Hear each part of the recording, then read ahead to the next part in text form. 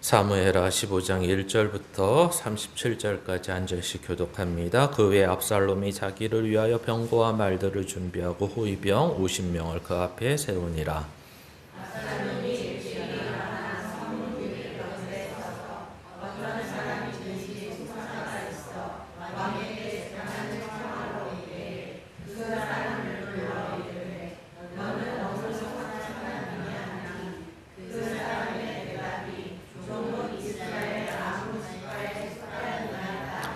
압살롬이 그에게 이르기를 보라, 내 일이 옳고 바르다마는 내 송사를 들을 사람을 왕께서 세우지 아니하셨다 하고,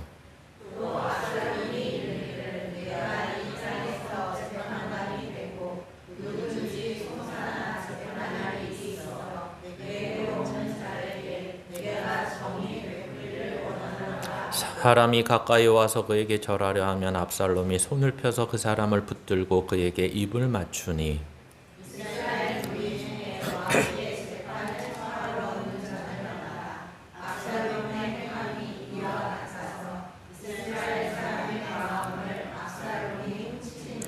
사 년 만에 압살롬이 왕께 아뢰되 내가 여호와께 서원한 것이 있사오니 청하건대 내가 헤브론에 가서 그 서원을 이루게 하소서.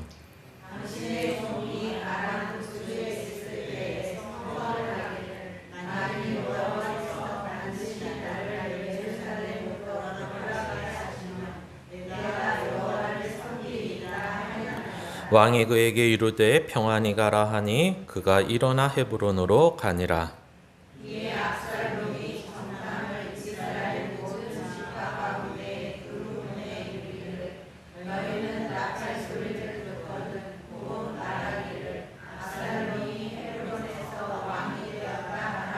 그때 청함을 받은 200명이 압살롬과 함께 예루살렘에서부터 헤브론으로 내려갔으니 그들은 압살롬이 꾸민 그 모든 일을 알지 못하고 그저 따라가기만 한 사람들이라.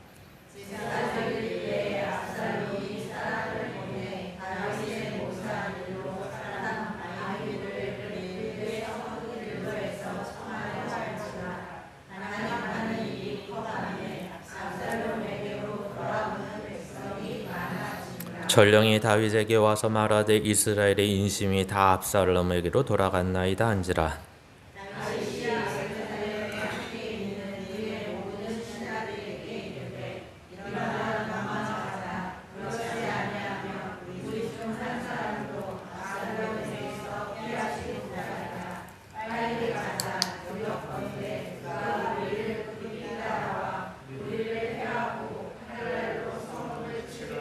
왕의 신하들이 왕께 이르되 우리 주 왕께서 하고자 하시는 대로 우리가 행하리이다. 보소서 당신의 종들이니이다 하더라.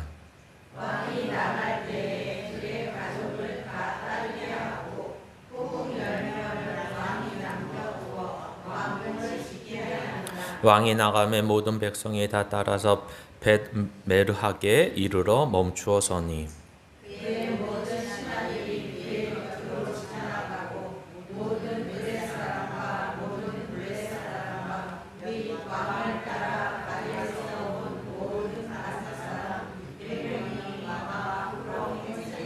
그때 왕이 가드 사람 이때에게 이르되 어찌하여 너도 우리와 함께 가느냐? 너는 쫓겨난 나그네인이 돌아가서 왕과 함께 내 곳에 있으라. 너는 어제 왔고 나는 정처 없이 가니 오늘 어찌 너를 우리와 함께 떠돌아다니게 하리요. 너도 돌아가서 내 동포들도 데려가라. 은혜와 진리가 너와 함께 있기를 원하노라. 이때가 왕께 대답하여 이르되 여호와의 살아계심과 내 주 왕의 살아계심으로 맹세하옵나니 진실로 내 주 왕께서 어느 곳에 계시든지 사나 죽으나 종도 그곳에 있겠나이다 하니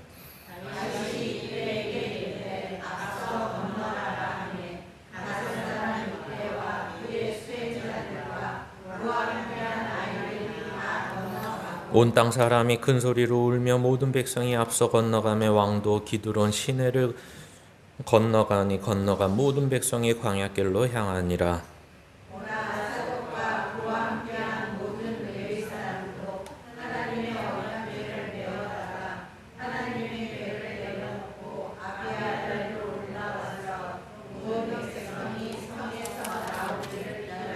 왕이 사독에게 이르되 보라 하나님의 궤를 성읍으로 도로 메어 가라. 만일 내가 여호와 앞에서 은혜를 입으면 도로 나를 인도하사 내게 그 궤와 그 계신대를 보이시리라.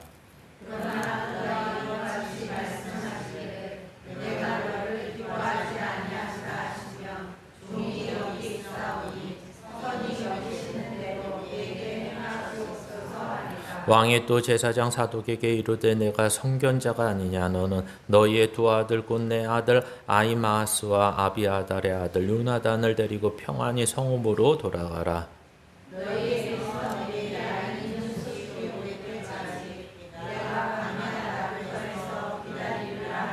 사독과 아비아달이 하나님의 궤를 예루살렘으로 도로 메어다 놓고 거기 머물러 있으니라.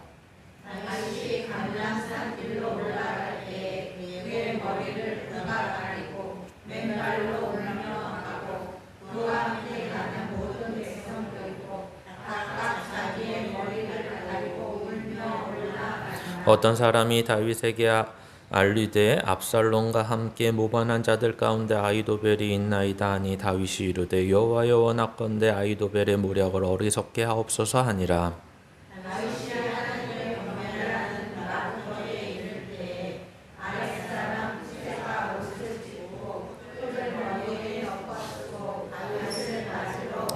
다윗이 그에게 이르되 내가 만일 나와 함께 나가면 내게 누를 끼치리라.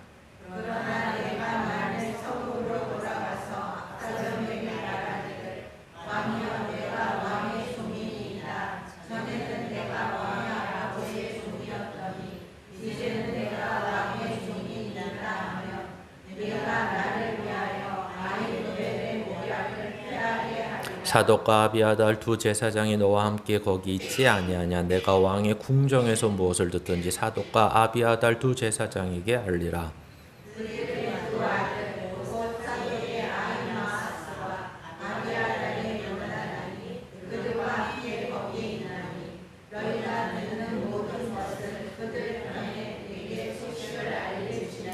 같이 읽습니다. 다윗의 친구 후세가 곧 성읍으로 들어가고 압살롬도 예루살렘으로 들어갔더라. 아멘. 오늘 말씀의 제목은 용서받은 자의 변화. 물론 앞의 내용도 다 이제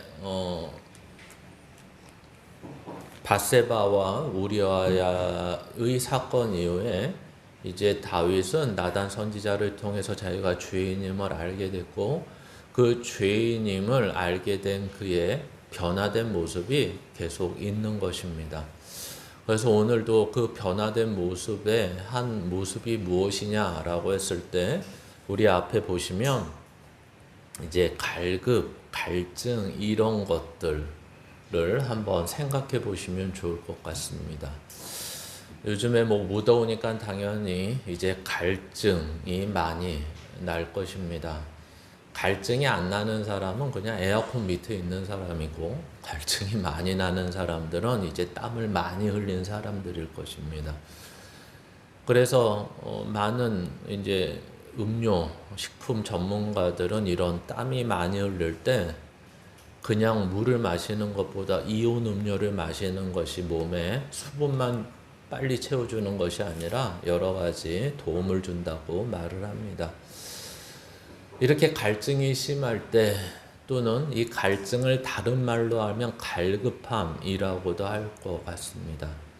과연 예수 그리스도를 믿게 되고 내가 죄인임을 알게 됐을 때 그것이 바로 구원받은 자의 모습인데 그 구원받은 자의 모습 속에서 또 어떤 변화된 모습이 있을까라는 거죠. 그러니까 성경은 계속해서 얘기하고 싶은 거는 변화된 모습이라는 게 단순히 어떤 행위의 변화가 따라오긴 하지만 우리가 이미 알고 있는 야고보서의 이야기에서 본 것처럼 행함이 없는 믿음은 죽은 믿음이다 라고 말할 때 행함이 없는 믿음이라고 말하는 것은 너가 예수 믿어서 예배 잘 드려야 돼, 기도 열심히 해야 돼, 이런 게 있지 않으면 너는 죽은 믿음이야 라고 말하는 것 이전에 너의 가치가 변해야 돼. 너의 생각이 변해야 돼. 그러면 당연히 뭐가 변하죠? 우리의 행동이 변한다는 거죠. 그래서 여기에서의 행함이라는 것은 행동, 행위를 먼저 얘기하는 것이 아니라 우리의 가치관, 우리의 믿음관, 우리의 인생관, 이러한 관점, 세계관, 시각 이런 것들이 변한 걸 말하는 것입니다. 그러니까 행위가 변하는 것은 우리의 가치와 인생관이 바뀌었을 때 그냥 따라오는 내용이지. 그래서 행함이 없는 믿음이라고 말할 때 행위가 바뀌지 않았다는 것은 단순히 너 왜 알면서도 그렇게 안 했어? 이렇게 얘기하는 것이 아니라 너는 너의 생각이 변하지 않은 것 같아. 너의 가치관이나 인생관이 변하지 않은 것 같아. 성경은 이렇게 얘기하는 것입니다. 그래서 오늘도 다윗을 어떤 시각에서 봐야 되느냐. 지금까지의 다윗은 앞에 믿음이 좋은 사람, 그리고 사울왕과 대조되는 사람, 뭐 이런 식의 약간 위인, 영웅 이렇게 보고 있었다면 밧세바 이후에 나단 선지자의 지적을 받은 하나님의 말씀을 받은 이후에 다윗은 뭐 왕 또는 뭐 사울과 다른 어떤 대조되는 사람 뭐 이런 입장에서 보시면 이 내용은 참 이상한 내용이 되기도 하고 다윗의 밧세바와 우리아 사건 이후에 참 인생이 허무하구나 이런 느낌을 갖게 되지만 제가 요구하는 것은 여기서의 다윗은 내가 죄인임을 깨닫게 된 다윗, 내가 하나님 앞에 어떤 영웅, 위인, 사울과 다른 어떤 믿음의 모습들을 보여준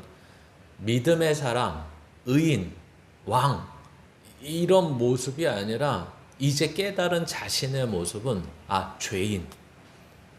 하나님이 예수 그리스도를 통해서 구원받은 자들을 의인이라 칭했지만 우리죠. 그러나 우리가 느끼는 것은 이제 의인이다 이렇게 느끼는 게 아니라 하나님이 칭한 것 때문에 뭐라고 느끼냐면 죄인 이렇게 느껴야 된다는 것입니다. 그랬을 때 이 지금 다윗의 이야기가 뭐 이해된다? 아니면 다윗의 이런 모습들이 이래서 지금 이러는 거구나를 좀 우리가 깨달을 수 있는 내용이라는 것입니다. 그러니까 이런 내용은 아니라는 거죠. 범죄자 그리고 이제 이 집안 안에 다윗 때문에 다윗의 영원함, 다윗 왕조의 영원함은 있지만 이제 우리가 사무엘하 12장에서 봤던 밧세바와 우리아 사건으로 인해서 하나님이 나단 선지자를 통해서 넌 용서해. 그러나 너로 인해 너 첫째 아들 밧세바 사이에 난 아들은 죽을 거야. 그리고 또 하나는 너희 집안에 이제 영영이 칼이 떠나지 않을 거야. 이 내용만을 기억하고 있으면 오늘 내용은 다 그렇게 보이는 것입니다. 너희 집안에 이제 칼이 떠나지 않을 거야. 봐. 압살롬이 겨우 용서해 주니까 이 용서를 배반으로 반란으로 갚아? 이것밖에 안 보이는 거죠. 근데 이걸 보시면 안 되고 이 반란의 내용이 너무 길게 쓰여져 있다 보니까 우리는 초점이 자꾸만 압살롬의 반란으로 가고 아무것도 속수무책으로 아무것도 대책 없이 당한 다윗의 모습만 보고 또 이 다윗의 모습은 어떻게 그려지냐면 징계받는 다윗의 모습. 칼이 진짜 이 집안에서 멈추지 않고 영영이 함께하는 모습처럼 계속 어떤 모습이냐면 징계만 받는 다윗의 모습으로 끝까지 보려고 하는 우리들의 마음이 있다는 거죠. 그렇게 보시면 이제 다윗은 아무런 내용이 되지 않습니다. 왜요? 이렇게 되는 거죠. 용서받았는데 우리도 예수 그리스도로 말미암아 죄를 용서받았는데 결국 용서받았던 게 뭐냐 이렇게 봤더니 계속 칼날이 떠나지 않는 거야. 우리식으로 말하면 하나님의 징계는 이 땅에 있는 동안 계속되는 거야. 이럴 걸 징계라고 표현하니까 애매하지만 다른 표현으로 하면 이런 거죠. 그래서 고난이 계속 있는 거야. 내가 죄인이라는 걸 용서하셨다며. 그런데 하나님은 뒤끝이 있으시네. 이걸 이 땅에 있는 동안은 우리를 괴롭히시겠다고? 계속 고난이, 계속 고통이 멈추지 않는 우리들의 모습을 지금 다윗을 통해서 보여주신다고? 도대체 그 은혜는 어디다 써먹는 거야? 이렇게 되는 거죠. 만약에 하나님은 그래서 이렇게 얘기하시나? 징계가 계속 내려져요. 그랬더니 우리가 사무엘하 12장에서 본 내용의 가장 중요한 언약의 내용이 뭐라 그랬죠?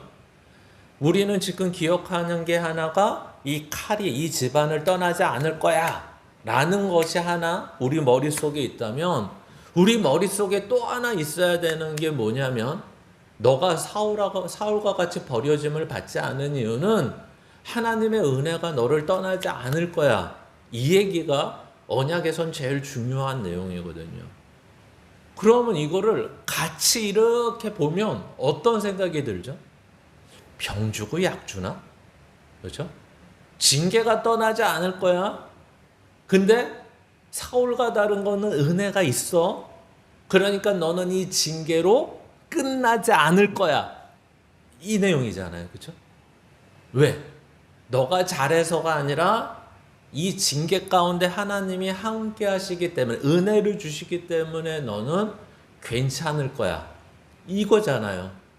그러면 우리 생각, 우리라고 말하면 안 돼요. 제 생각에는 이렇게 하실 거 그냥 징계를 하지 마시지. 그렇죠? 어차피 이 땅은 힘들고 어려운데 이 땅에 사는 동안은 아무리 하나님이 나를 용서하여 주셔도 내 주변의 사람들이 용서받지 못했어. 그리고 이 땅이 용서받지 못했어. 그러면 어떻게 되죠? 나는 어디에 사는 거죠? 죄 가운데 사는 거죠. 그렇죠? 내 주변의 사람들 100명이 있으면 100명이 다 용서받고 이 땅에 아담과 하와 이후에 저주를 받은 것도 하나님이 풀어주셔서 회복시켜 주시고 이러면 아무런 우리가 사는데 징계가 됐던 표현이 고난이 됐든 어려움이 됐든 고통이 됐든 없고 그냥 은혜를 누리며 살 거 아닙니까? 근데 도대체 징계는 떠나지 않는다고 하고 그리고 이 은혜도 떠나지 않는다고 그러고 그래서 잠깐 잘못 생각하면 이 두 개의 관계가 이렇게 충돌이 되는 것 같아요. 하나님이 무슨 소시오패스, 사이코패스, 이런 것처럼 이걸 즐기시나? 우리를 고통을 주면서 죽을 만하면 이렇게 건져주시고, 우리를 고난을 주시면서 하나님 부르면 그때 한번 또 건져주시고, 거기에서 이렇게 도파민이 터지시나? 잘못 생각하면 그렇게 생각이 된다는 것입니다. 그래서 우리는 여기에 대한 답은 이미 가지고 있습니다. 어떻게 가지고 있죠? 대표적인 게 히브리서의 내용이지 않았습니까? 우리에게 징계를 하시는 이유는 뭐라고요? 하나님의 자녀이기 때문에 징계가 있다고요. 징계가 없는 자식은, 그러니까 잘못했는데도 혼나지 않고, 잘못했는데도 훈육받지 않고, 잘못했는데도 거기에 대해서 대가를 치르지 않는 것은 자녀가 아니라고 말씀하셨기 때문에 그렇습니다. 그러니까 좀 구별된다 이렇게 얘기하는 거죠. 이 땅에 고난과 고통이 있는 건 죄 때문이지만 이 땅에 고난과 고통뿐만 아니라 우리에게 징계가 있는 것은 또한 하나님의 자녀라는 증거다 이렇게 얘기하는 거죠. 거기서부터 우리는 약간 실망을 원래 합니다. 하나님의 자녀가 된 이후서부터는 축복이 있고 행복이 있고 평안함이 있고 편안함이 있어야 되는데 그러지 않고 야, 너 이제 너가 죄인임을 알고 죄가 무엇인지 알았는데 죄를 지면 거기에 대해서 혼날 거야. 너가 지금 다른 사람들과 다른 것이 바로 그거야. 하나님의 살아계신가 하나님이 이제 너가 하나님의 자녀 의인이라 불러짐을 받았기 때문에 너가 깨닫는 것 중에 하나가 죄가 무엇인지 알게 됐어. 죄가 무엇인지 아는데 거기에 죄를 지었으면 그거는 혼나야 되는 거야. 성경은 이렇게 얘기하는 거죠. 그래서 칼날이 영영이 너를 떠나지 않는다는 것은 징계의 의미가 맞아요. 근데 이 징계는 그래서 최종적으로 어떤 의미가 있죠? 고난이나 고통은 죽음으로 가져가는 건데 징계라는 것은 하나님의 자녀 됨으로 가져간다. 이게 우리가 알고 있는 답이죠. 보통 세상 사람들이 하나님을 믿지 않는다들이 당하는 고난과 고통은 다 어떤 거죠? 죽음으로 가고 멸망으로 가는 내용으로 끝나잖아요. 근데 성경은 하나님의 자녀가 받는 징계는 이것이 하나님의 자녀가 되어가는 내용으로 채워질 거야. 이렇게 얘기하는 거죠. 이거를 용서라는 측면으로 이렇게 가져와 보시면 우리가 앞에서 용서라는 것으로 벌써 두 번째, 세 번째 오늘 하는 거거든요. 이걸 한번 읽어보시면 좋을 것 같아요. 같이 읽겠습니다. 시작. 다른 사람이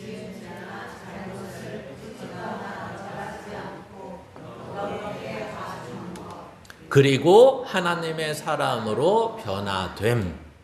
이게 추가되는 거죠. 분명히 용서라는 개념은 검은 글씨로 보시면 그 내용이 성경이나 또는 세상에서 동일한 내용입니다.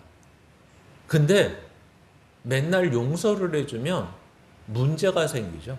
그렇죠? 세상에서 용서라는 건 어떤 문제를 가져오죠?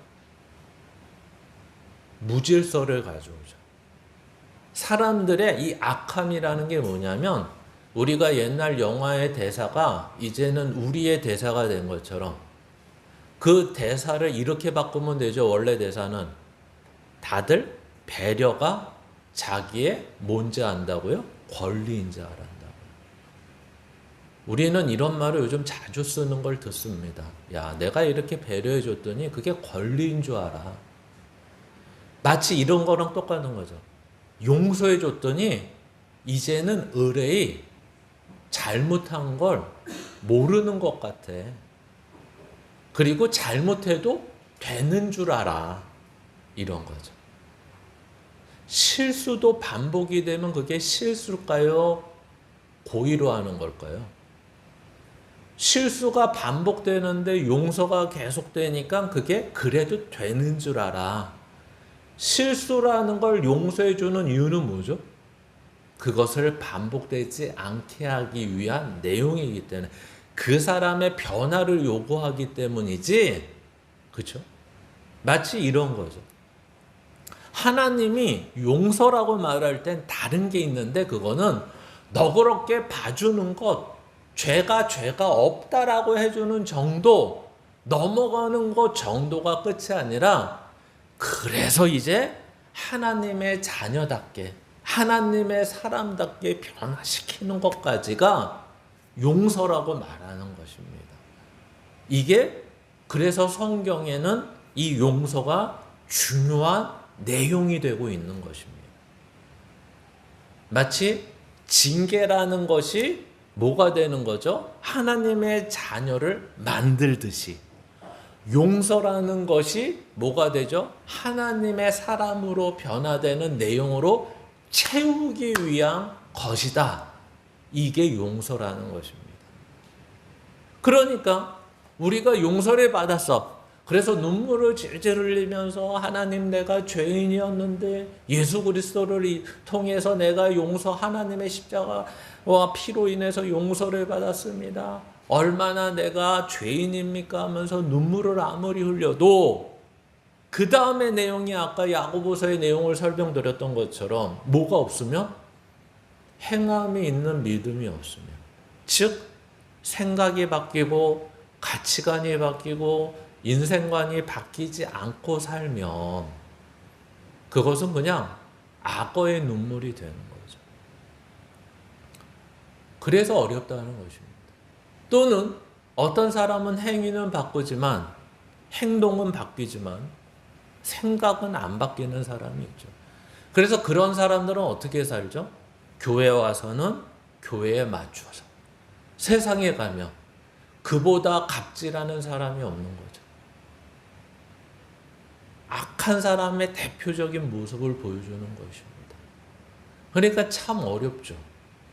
교회 안에서는 누가 누구인지 모르겠어요. 그냥 교회 안에서는 다 착한 모습, 다 배려하는 모습, 양보하는 모습. 그래서 교회 안에서는 행동 자체를 양보나 배려를 안 하면 놀라죠. 야, 교회 안에서도 저러네 하면서. 어떻게 보면 세상적으로 눈을 볼 때 그 사람이 더 정직한 사람인지 모르겠어요. 그렇죠? 왜요? 앞뒤가 똑같은 사람이니까. 그런데 정직한 사람일지는 모르겠지만 뭐한 사람은 아니에요?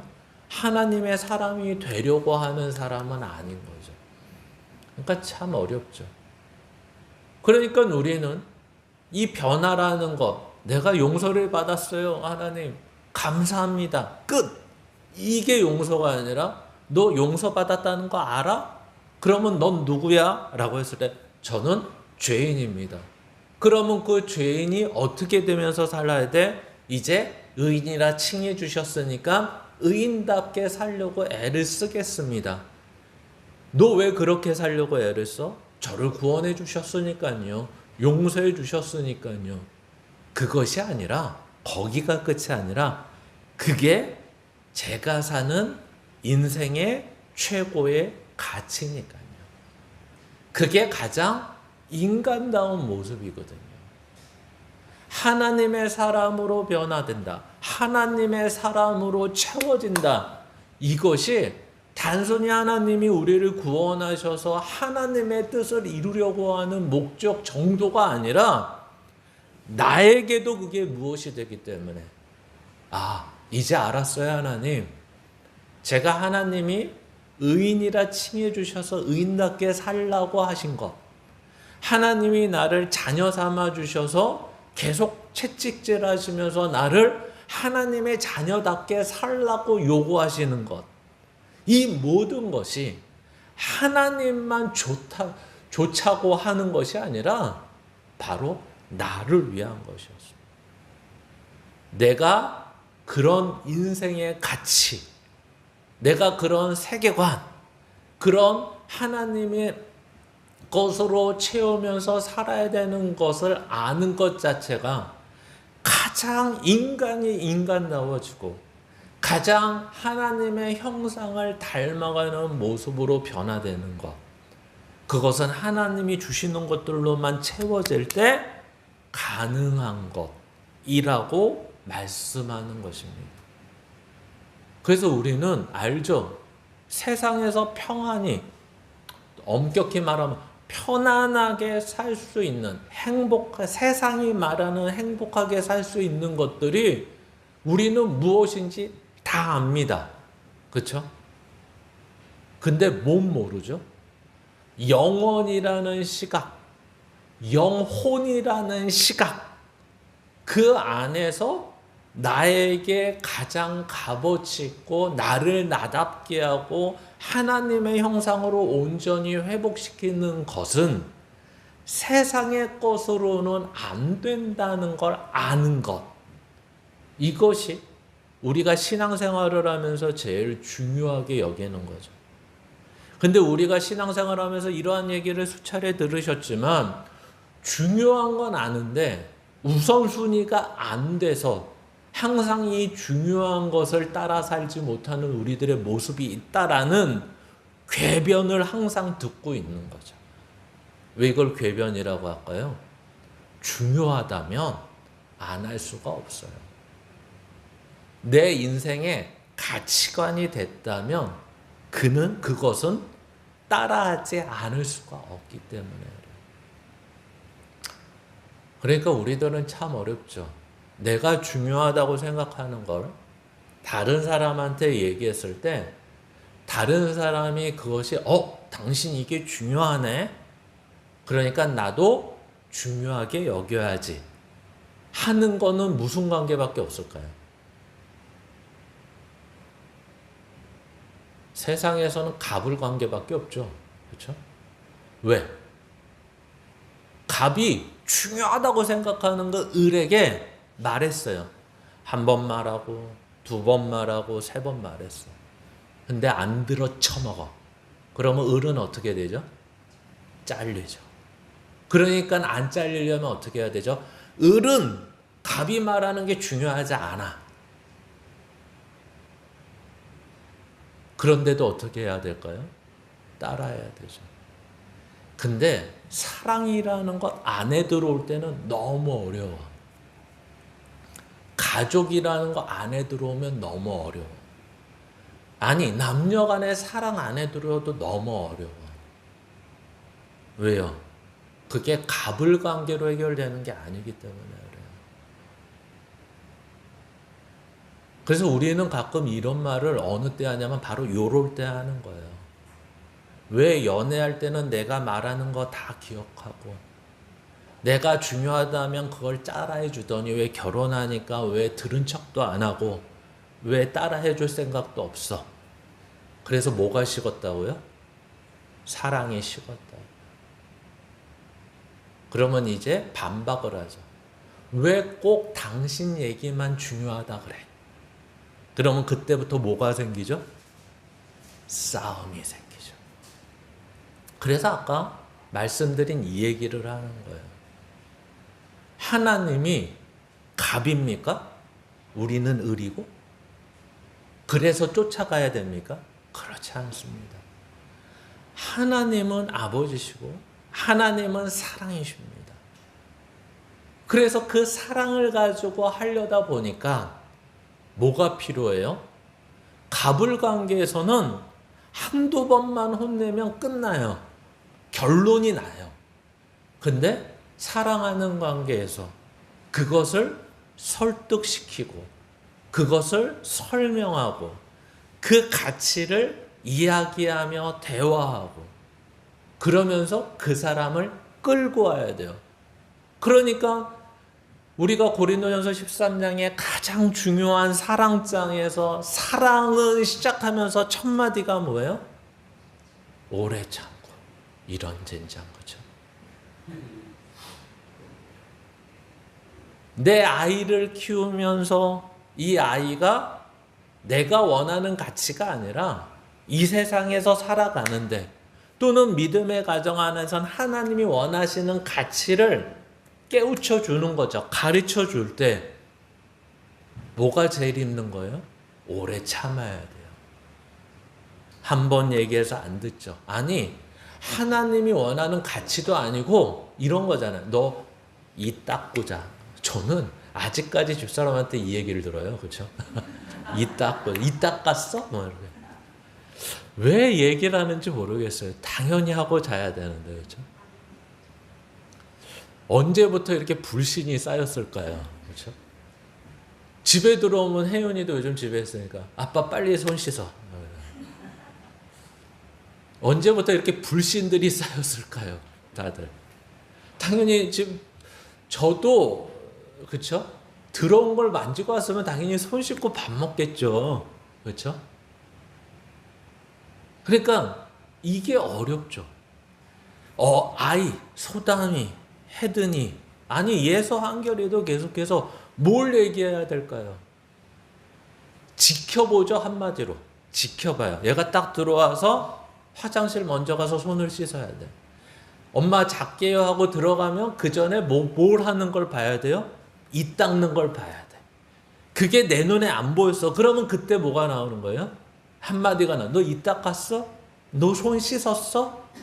이런 말이 나오는 거죠. 너 요즘같이 더운 날 들어와서 샤워했어? 이런 말이 나오는 거죠. 언제까지 해야 될까요? 이 말을. 쉬운 넘어서까지 될 때까지 내 눈에 확인을 안 해도 얘는 이걸 하는 애야. 얘는 이걸 했을 거야. 라는 데까지 될 때까지. 하나님도 마찬가지죠. 이걸 어느 때는 너 왜 이 안 닦고 잤어? 그래서 결국은 충치가 생겨서 치과에 가면 그때 한번 혼을 내는 거죠. 이래서 혼을 내고 저래서 혼을 내고 반복하면서 자기가 아파가면서 배워가면서 이것을 고쳐나가는 세상의 가치도 그렇게 하는데 이제 하나님의 사람으로 살아가는 데 있어서 그 훈육, 양육, 징계 이런 모든 것들이 바로 하나님의 사람으로 하나님은 용서를 아무런 예수 그리스도의 대가를 치르면서 너희들한테 난 아무 대가를 바라지 않아. 이것으로 끝나지 않고 목적이 있고 내용이 있다는 거죠. 우리는 이거를 교리상으로는 많이 들어서 알아요. 근데 실제 삶에서는 이 교리상의 내용이 오늘 본문에 있는 것처럼 그렇게 적용되거나 그렇게 살아가는 데는 굉장히 약한 거죠. 그래서 오늘 본문을 들어가면서도 이 내용을 이 정도까지 설명을 해야 되는 거예요. 왜? 다윗의 얘기가 너무 고단하고 너무 말년에 비참하고 너무 그 인생을 하나님이 살아가야 되는 인생이라고 말해버리면 너무 곤란하기 때문에 그래요. 그래서 오늘 이렇게 긴 얘기를 하는 이유는 다윗이 알게 된 것, 뭘 알게 됐어요? 내가 죄인임을 알게 됐어요. 하나님으로부터 그러나 용서받았다는 걸 알게 됐어요. 그러나 아직 죄인임을 알고 있어요. 그리고 그 죄인은 하나님이 원하시는 자리까지 가려면 날마다 어떻게 해야 돼요? 하나님의 사람의 하나님의 것으로 채워가면서 변화돼야 되는 그 어려움이 있다는 거예요. 그래서 오늘 본문으로 들어가면 압살롬의 반란에 대해서 이야기는 하지만 이런 이야기는 안 해요. 압살롬이 왜 반란을 일으켰지? 성경은 거기에 관심이 없어요. 우리는 다만 아는 것이 무엇이냐면 압살롬은 계속해서 보니까 뭐 MBTI 그런 식으로 얘기하면 뭐 T에다가 뭐에다가 이렇게 얘기할 수 있을 정도로 치밀하고 계획적이고 자물성도 있고 그것을 진행해 나가는데 굉장히 적극적이고 굉장히 난 사람이에요. 우리가 보통 오늘같이 이렇게 본문을 다 읽지만 14장에서 안 읽은 내용이 하나 있는데 그는 어떤 사람이냐면 이렇게 능력 있는 모습만 있는 것이 아니라 얼굴, 머리카락 하나부터 발끝까지 모든 게 아름다운 사람이에요. 그래서 숱이 얼마나 많은지 한 번씩 깎으면 막 2kg, 머리카락 무게가 2kg 뭐 이 정도 되는 거예요. 나중에 이 아름다움이 죽음으로 끌고 가지만 어찌 되었든 간에 성경은 이 앞에까지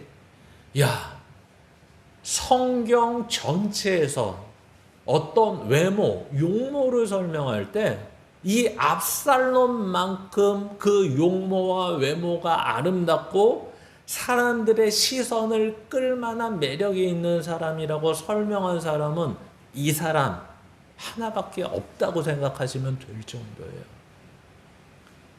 그러니까 이 사람의 그 외모, 언어, 능력, 사람을 다루는 모든 것, 무슨 자기계발서 내지 마케팅 이런 책 한 몇 권을 쓸 수 있을 정도의 사람인 것 같아요. 그래서 이 사람이 아마도 성경은 얘기하지 않지만 그술에 있을 때 한 3년 동안 있으면서 별 생각을 다 했겠죠. 내가 이거 빨리 다윗에게 아버지한테 가서 용서를 빌어 아니면 확 뒤집어 엎어 별 생각을 다 했겠죠. 물론 오늘 본문에는 내가 하나님의 은혜로 말미암아 돌아가게 되면 헤브론에 가서 자기가 서원했던 것, 하나님이 나를 돌아오게 하시면 내가 헤브론에 가서 하나님 앞에 감사의 제사를 드리겠습니다 라고 말했지만, 우리가 나중에 보면 알겠지만, 읽어서 알고 있지만, 그것은 반란을 일으키는 최종적인 마무리의 내용이지 결국 진짜 서원을 했을까? 이런 의문을 갖게 만드는 내용이죠. 그래서 오늘 본문으로 이제서야 들어가면 이런 거죠. 그는 알아요. 사람의 눈을 사고 사람의 마음을 훔치는 것을 어떻게 해야 되는지. 그래서 이 사람은 성경에 말하는 하나님의 율법과는 아무런 상관없이 사는 사람이에요. 그냥 내 생각에, 세상의 가치에 가장 잘 드러나고 사람들로 하여금 마음을 훔칠 만한 것들을 어떻게 할 수 있느냐라고 했을 때 호화로움, 사치스러움, 매력적인 이런 말을 다 쓸 수 있는 것으로 채웁니다.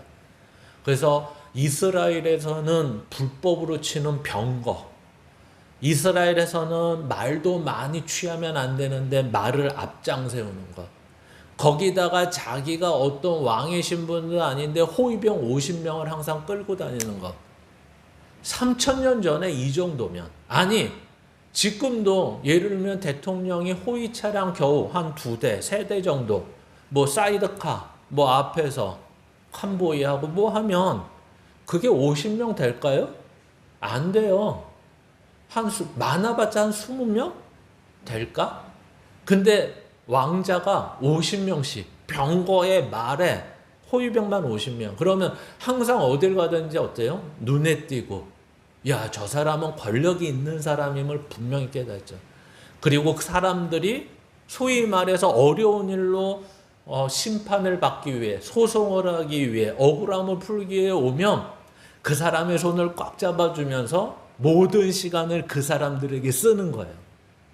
야, 나는 이렇게 들어주지만 지금 안타까운 게 뭐냐면, 지금 아버지 때 사람들은 귀가 막히고 요즘식으로 말하면 꼼되고, 당신이 얘기해봤자 억울함 못 풀 거고 나는 안타까워 죽겠어 하면서 손을 꽉 잡아주면서 입맞춤을 해주는 거예요. 그러니까 사람들은 왕자가 그렇게 의리의리하고 위에 앉아서 호통만 칠 것 같은 왕자가 그 병거와 말에서 내려와서 그 호위병을 뚫고 와서 자기의 손을 잡아주고 자기의 이야기를 들어주는 것만으로 어떻게 될까요? 그 마음을 오늘 뭐라고 얘기하죠? 훔쳤다라고 말하고 있는 것입니다. 그래서 마지막으로 헤브론에 아까 말씀드린 것처럼 다윗에게 그런 이유로 승낙을 받고, 이제 이 다윗 왕국의 모든 중직인 사람 뽑아봤겠죠. 뽑았더니 200명 정도 되는 거예요. 그 200명도 헤브론에 초대를 해서, 야, 내가 이런 헤브론에서 서운한 제사를 드리려고 하니까 당신들 초청을 하겠습니다. 아무 생각 없이 가는 겁니다. 그러면 여기에서 우리는 이런 생각을 하죠. 야, 다윗은 도대체 바보야? 이젠 늙고 그 범죄 이후에 맛이 간 거야 진짜?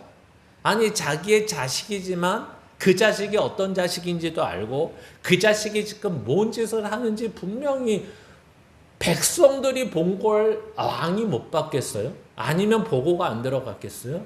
근데 그것을 냅두기까지 하고 마치 자기는 아무런 힘이 없는 뒷방 늙은이처럼 살아가는 그의 모습이 우리는 의아하죠. 근데 성경은 아까 말한 것처럼 뭘 드러내기 위해서 이러느냐?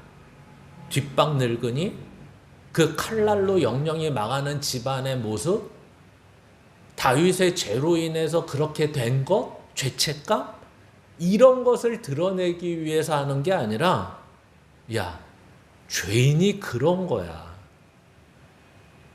죄인으로 산다는 건 그런 거야. 영웅으로 사는 거랑 달라, 이 얘기를 하는 거야. 죄인은 말이 없어. 죄인은 뭘 지적할 수가 없어. 죄인은 그냥 잠잠히 하나님만 바랄 수밖에 없는 거야. 그러니까 성경은 완전히 극단적인 대조를 보이죠. 다윗이 앞서가던 모습, 믿음으로 나는 안 하겠다는 모습, 그리고 전쟁에 나가면 승리하는 모습, 이것만 밧세바 앞에서 열심히 보여주다가 이제 뒷방 늙은이 같은 그의 모습을 딱 보여주면 이제 다윗의 시대는 끝난 거야. 이것밖에 안 보이는데? 아니요. 성경의 원색적인 모습은 이렇게 살아갈 수 있겠지만, 그러나 실제적인 삶의 모습은 이거야. 자기가 죄인임을 아는 자의 모습은 이거야. 이렇게 얘기하는 겁니다. 그러나 우리가 자세히 보면, 뒷장에 보면 그 무능력해 보이는 그 모습이 어떤 모습인지 다음 장을 보시면 알죠. 다윗이 도망을 합니다. 근데 그것이 그래, 내가 싸질러 놓은 죄로 인해서 이렇게 됐으니 그냥 내 목숨이나 구하고자 도망가자. 이러지 않는다는 것입니다. 어떻게 하죠? 왜 도망을 가죠? 여기 있는 사람들이 아까 말씀드렸다시피 우리가 오늘 본문의 내용에서는 외국인 용병 같은 사람들밖에 안 보이지만 이제 이 광야의 길을 걸으면, 도망의 길을 가면서 드러나는 모습들이 있습니다. 요압 장구도 같이 쫓아갔고 그 요압의 동생 아비새도 쫓아갔고 하면서 분명히 어떤 외국인 용병 같은 애들만 있는 게 아니라 자기 다윗의 충직한 신하들 또는 용맹한 장수들도 같이 가고 있음을 성경은 말하고 있는 것입니다. 그래서 오늘 15장만 보시고 자칫 잘못 보셔서 야, 다윗은 모든 세력을 잃었구나, 이렇게 보시면 안 되고, 다윗의 세력은 굳건합니다. 그런데도 불구하고 어떻게 했다고요? 도망을 합니다. 지금 자기가 압살롬 정도 되는 애들한테 지금 잡혀 먹을까 고민할 생각은 원래 없어도 되는 세력이라고 성경은 이 16, 17장 이후의 장에서 충분히 얘기해 주고 있습니다. 그런데 왜 도망을 가느냐?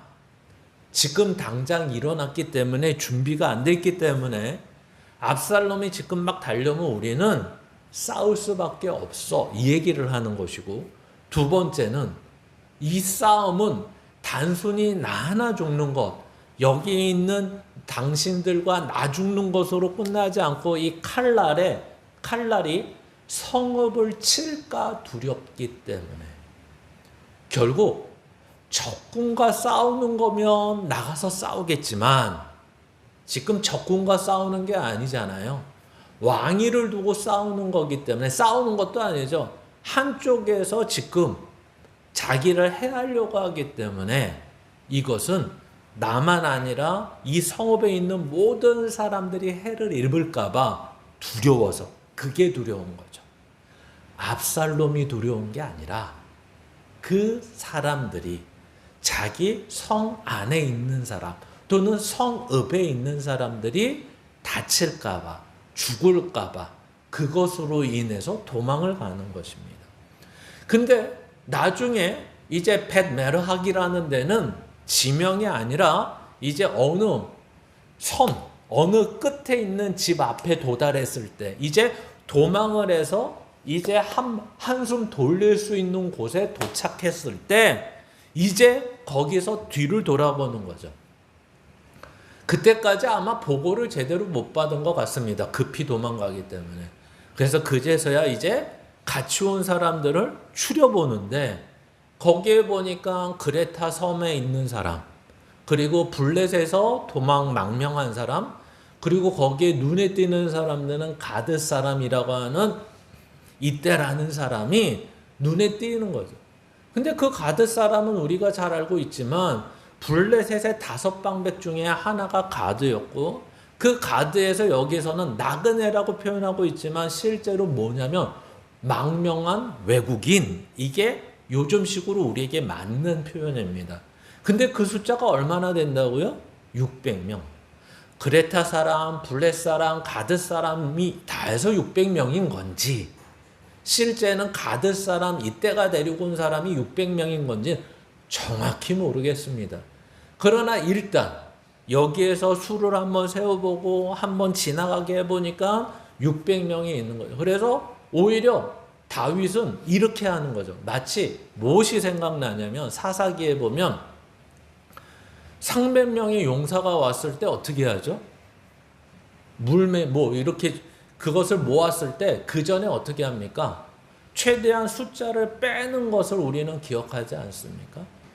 그것처럼 오늘 다윗도 어떻게 하냐면, 야, 압살롬을 우리가 도망가지만 쫓아왔을 때 우리가 대응하려면 군사가 어느 정도 있어야 되고 이래서 쉬는 것 같잖아요. 근데 그러지 않고요. 이 사람들 보고 가드 사람 이세와 600명의 용사들을 보고서 어떻게 하냐면, 야, 너희는 돌아가. 이렇게 얘기한다는 거죠. 좀 의아하죠. 지금 600명이 아니라 6,000명이 쫓아와도, 야, 이제 우리 6,000명, 600명 다시 한번 팀을 꾸려보자. 너는 여길 맡고 너는 저길 맡고 얘들이 오면 이렇게 막 그거를 하는 것이 아니라 어떻게 하냐면, 야, 너희는 돌아가. 왜 너희까지 도망오고 난리야. 지금 너희가 지금 우리나라에 망명한 지 얼마 안 되잖아. 그러니까 압살롬도 너희들한테 뭐라 안 할 거야. 그러니까 그냥 돌아가. 그랬더니 이때가 어떻게 하죠? 저는 못합니다. 저는 끝까지 따르겠습니다. 라고 말하고 있는 것입니다. 그러니까 성경은 뭘 말하고 싶은 걸까요? 일단은 이걸 말하고 싶죠. 압살롬과 싸울 생각이 없다. 쉽게 얘기하면 이런 거죠. 압살롬 손에 난 죽을 생각이 없다. 또는 내 손에 압살롬을 죽일 생각이 없다. 이 얘기를 하는 것입니다. 왜 그럴까요, 도대체? 아니, 이렇게 생각해야 되지 않을까요? 다윗은 어떻게 왕이 됐죠? 하나님이 세워주셨잖아요. 그러면 아무리 아들이 반격하고 오더라도 자기 왕위를 찬탈하려고 하더라도 어떻게 해야 돼요? 하나님이 세워준 왕위를 끝까지 지키려고 애를 써야 되는 게 원래 다윗의 모습이 아닐까요? 근데 왜 여기서 이러죠? 아들이니까 끝까지 숨을 죽이고 내 손으로 아들을 죽일 수 없으니까. 예, 맞죠. 내 손으로는 아들을 죽일 수 없으니까. 예, 맞습니다. 근데 도대체 그 이유 하나일까요? 그게 다일까요? 이러는 거죠. 그래서 우리가 아까 처음부터 서론을 길게 하면서 뭐라는 시각에서 봐야 된다고요? 죄인. 아들이기 때문에 이전에 내 손으로 죽이지 않는 것. 끝까지 우리는 하나님만 바라봐야 되고 의지하는 것. 지금 얘 내 손으로 죽이면 뭐 하겠어? 이런 얘기예요. 내 손으로 죽이면 뭐 하겠어? 그리고 다른 사람의 목숨 때문에 도망을 하게 됐다. 이렇게 얘기하는 것입니다. 그런데도 전쟁을 준비하고 전투를 준비하는 것이 아니라 오히려 자기의 삶이 마치 밧세바를 범하기 이전에, 아니 왕이 되기 이전에 400명, 600명 나중에 늘어서 600명이 돼서 정처 없이 언제 끝날지 모르는 그러한 광야의 길을 살았던 것처럼 나는 하나님이 이 길을 원하시면 갈 수밖에 없어, 이 얘기를 하는 겁니다. 참 어렵죠. 왕으로 살다가 이제는, 아니 애초부터 도망자로 살다가 도망자로 끝나는 거면 상관이 없을 것 같아요.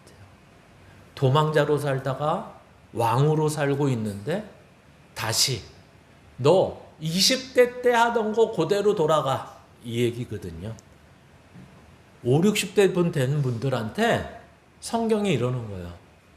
너 그때 20, 30대 그렇게 고생하는 바람에 여기까지 왔지? 근데 너 믿음으로 살려면 20, 30대로 다시 돌아가. 그 젊음 말고 그 고생한 때로. 이렇게 얘기하면 여러분은 어떨 것 같습니까? 와, 이게 신앙이라고? 이게? 근데 다윗은 이상하게 이때를 600명을 다시 돌아가라고 하면서 그 얘기를 하는 거예요. 이유가 뭐냐면 이게 언제 끝날지 모르고 이 광야의 길이 정처 없이 가야 되는 거기 때문에 고생밖에 없어. 이 얘기죠. 너는 나와 함께 이미 가드에서 고생하다 왔는데 나와 함께 또 광야로 나가서 고생하지 마. 이 얘기를 하는 거죠. 그리고 자기는 어떻게 해요? 광야의 길로 나가는 겁니다. 옛날 젊음으로 돌아가는 게 아니라 옛날 고생의 길로 이제 다시 돌아가는 것입니다. 그런데도 이것을 가는 거예요. 가는 거. 그래서 다음 장을 보면 이런 거죠. 한술 더 뜹니다. 뭐가 더 뜨죠? 이제 사독과 아비아달이 등장하래요. 사독은 제사장이고 이제 그래서 언약궤를 메고 아예 요즘 우리나라식으로 조선시대 개념으로 치면 옥새를 들고 나온 거죠. 옥새를 들고 나온. 물론 언약궤는 다른 의미지만 여기서는 그런 의미가 큰 거죠. 그리고 아비아달은 엘리 제사장의 자녀, 손자 얘기입니다. 뭐 어찌됐든 이때까지 제사장을 계속하니까 사독과 아비아달이 이제 언약궤를 메고 왕이 나오셨으니까 우리도 왕을 쫓아가겠습니다 라는 거죠. 근데 우리가 알고 있다시피 사무엘상 14장인가요? 뭐 하여튼 우리가 봐서 알겠지만 엘리 제사장 때 어떤 일이 있었죠? 전투가 지고 있으니까 이제 언약궤를 가져다가 그 전투장에 놓으면 이길 줄 알았는데 오히려 패배를 할 뿐만 아니라 그 언약궤도 빼앗긴 적이 있습니다. 그렇죠? 이제 다윗은 이제 언약궤를 앞세우지 않습니다. 왜 그럴까요?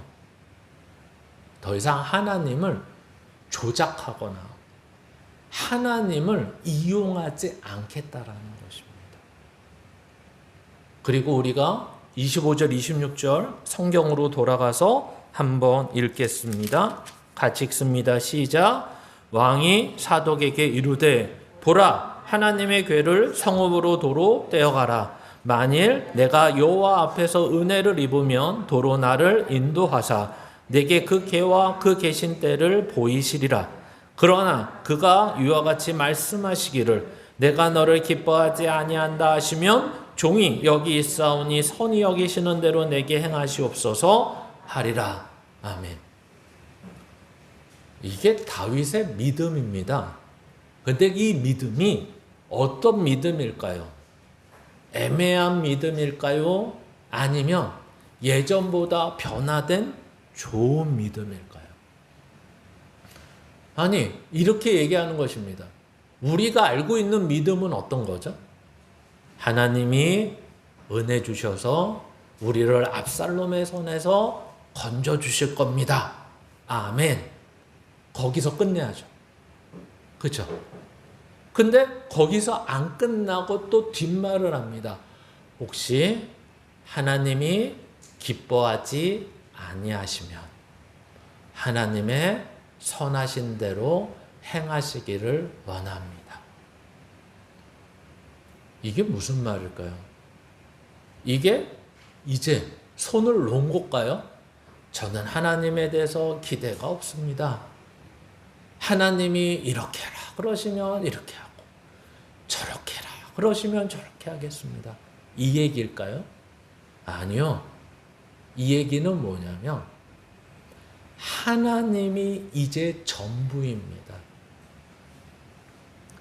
하나님이 저를 살라고 하셔서 은혜를 주셔서 회복해 주시면 살겠습니다. 그러나 하나님이 그렇게 하지 않으시면 저는 죽어도 괜찮습니다. 이 얘기입니다. 근데 이 얘기가 그러면 한마디가 더 붙어야지 말이 될 거예요. 뭐죠? 하나님만이 유일한 길입니다. 다른 방법, 다른 수단, 다른 어떤 거는 답이 되지 않습니다. 이제는 뭘 알았다고요? 자기가 결정하고 자기가 하나님의 뜻을 아는 것처럼 했던 시기에서 이제는 하나님 앞에 어떻게 하는 거예요? 마치 우리가 신약 성경에서 말하는 사나 죽으나 우리는 주님의 것입니다 라고 말하는 것처럼 하나님의 징계가 저한테 내려졌고 이 징계로 인해서 제가 피난길을 나서고 이 피난길을 통해서 하나님이 저에게 채우실 것이 있다라고 저는 믿습니다. 그리고 이 믿음 안에서 하나님이 회복해 주신다면 저는 다시 그 자리로 돌아가서 하나님이 뜻하신 대로 살 것이고 마치 하나님이 여기서 회복이 아니라 여기서 끝내라고 하신다면 저는 여기서 끝을 맺고 하나님 품으로 가겠습니다. 그러나 분명한 것은 이제는 내 손에 달린 것이 아니라 하나님만이 답을 가지고 계시는 겁니다. 이제 이 모든 것, 어떤 것, 생명, 진리, 거룩, 이 모든 것 하나님의 손에 있고 하나님이 채워주시는 겁니다. 그래서 우리는 앞으로 다시 한참 돌아가야 되죠. 예전에 어떤 것으로요?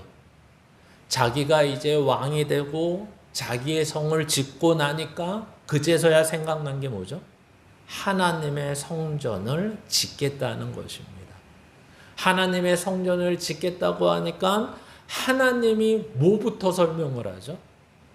옛날부터 또 설명을 합니다. 하나님은 항상 옛날부터 설명을 해요. 너가 목동에서 여기 왕이 되는 데까지 누가 너를 이끌었느냐입니다. 이것만 생각해도 우리는 이 내용을 이해할 수 있습니다. 즉 이거죠. 하나님이 세우셨습니다.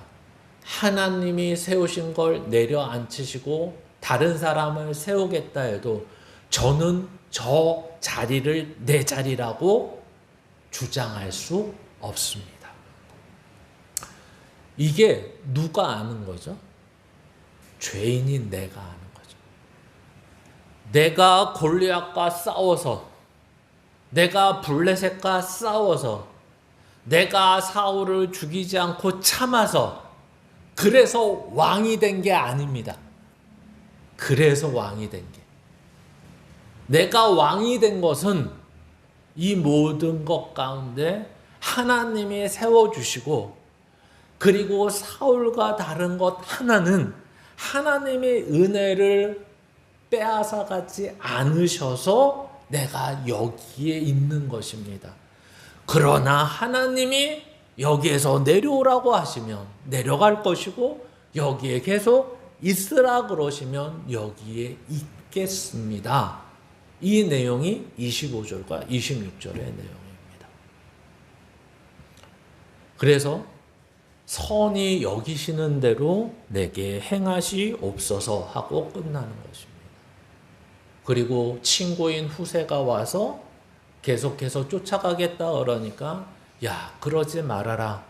사독과 아비아달 그리고 두 아들도 내가 다시 돌려보내고 그들이 나의 소식통이 될 것이다.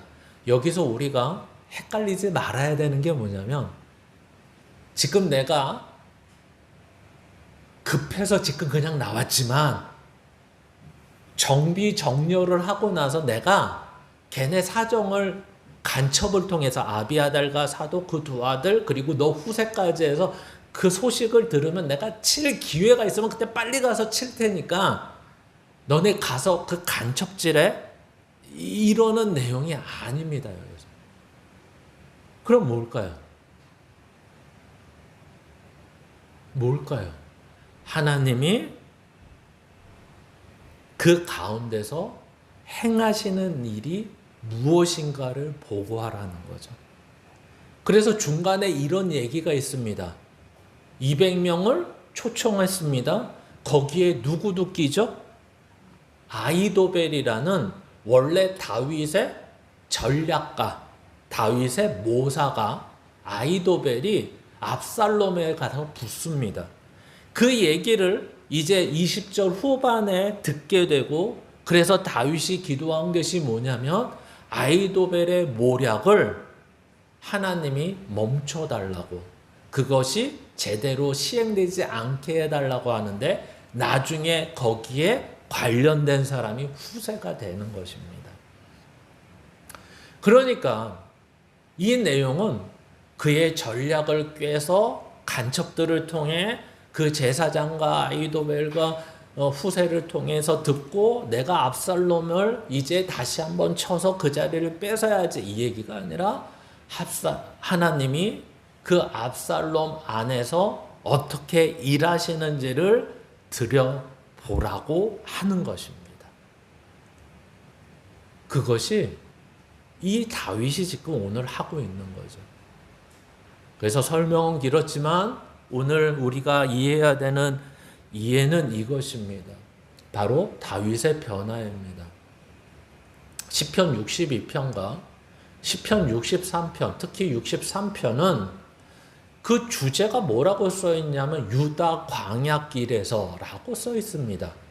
그래서 정확하진 않지만 이 62편과 63편은 아마 압살롬 피해서 지금 광야길로 가 있는 다윗이 이 시편을 썼을 확률이 크다라고 해서 인용을 하는 것입니다.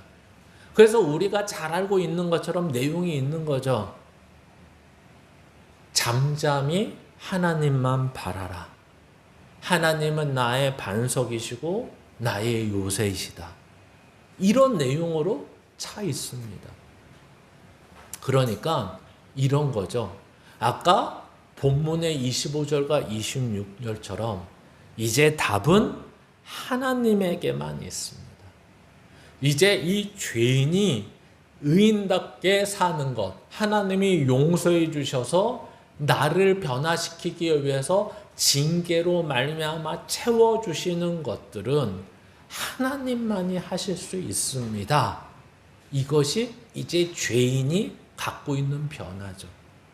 즉 다시 말하면 이거를 가치관이나 세계관, 인생관으로 얘기하면 이런 거죠.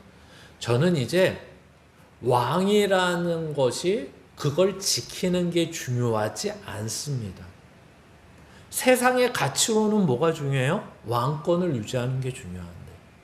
그래서 아까 이미 설명한 대로 이 왕은 나의 열심과 최선으로, 나의 신앙으로, 나의 겸손으로, 나의 어떤 것으로 이루어진 게 아니라고 이미 설명을 드렸잖아요.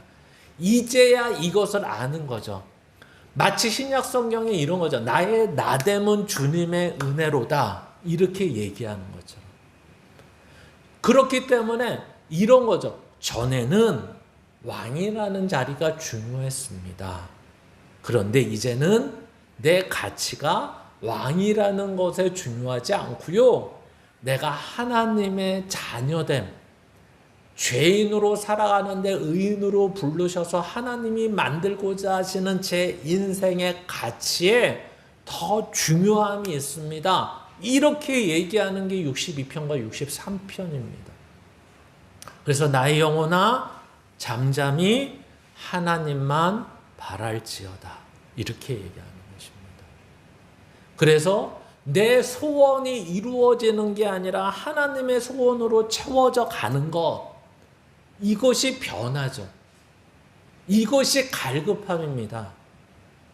전에는 내가 이걸 유지하는 것, 유지하기 위해서 필요한 것들을 얻어내는 것, 그래서 심지어 언약궤도 앞세우는 것, 이것이 중요했는데 이제 그게 중요한 게 아니라 하나님이 함께 하셔서 하나님의 사람으로서 살아가고 하나님만 주실 수 있는 것, 세상이 줄 수 없는 것들로 채워가는 인생이 되는 것. 그래서 나의 소원이 하나님의 소원이 되는 것, 이것이라고 말하는 것입니다. 그래서 하나님이 결국 우리를 용서하신 이유가 분명히 드러나는 거죠. 바로 너는 하나님의 것으로 채워가는 것이야.